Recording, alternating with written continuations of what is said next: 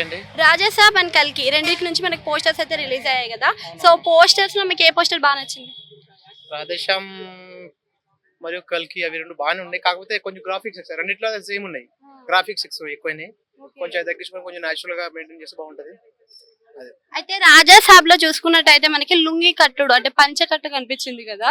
So ఆ లుంగి కట్టుడు అనేది మనం ఈశ్వర్ లో చూసాం, మళ్ళీ ఇప్పుడు కొత్తగా కనిపిస్తుంది. సో ఎలా అనిపిస్తుంది ప్రభాస్ లో? సో మన ఈశ్వర్లో చూసిన ఫీలింగ్ మళ్ళీ కలుగుతుందేమో అనిపిస్తుంది. మేబీ ఐ థింక్ బాగుండొచ్చు. నేను కూడా ప్రభాస్ ఫ్యాన్. అయితే గ్రాఫిక్స్ ఎక్కువ అవుతుంది. కొంచెం తగ్గించుకొని కొంచెం నేచురల్ మెయింటైన్ చేస్తే బాగుంటది.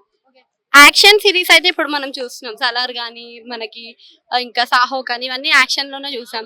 సో ఇప్పుడు కొత్తగా వచ్చే మన కల్కి కూడా యాక్షన్ స్టోరీస్ లోనే ఉంటుంది. సో సూపర్ మ్యాన్ కేటగిరీలో ఉంటుంది అంటున్నారు, నిజమేనా?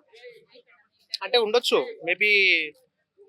ఇప్పుడు చూసుకుంటే బాహుబలి కానీ కొన్ని సినిమాస్ ఇప్పటికి మాక్సిమం యాక్షన్ సీన్స్ ఎక్కువ ఉన్నాయి.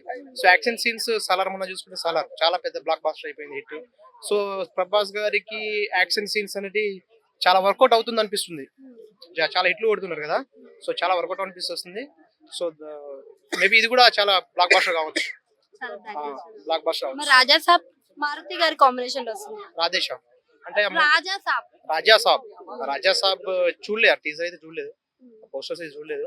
కాకపోతే ఇది చూశాను, కల్కి చూశాను. బాగుంది అనిపిస్తుంది. కొంచెం గ్రాఫిక్ ఎక్కువ ఉన్నట్టు అనిపిస్తుంది అంతే.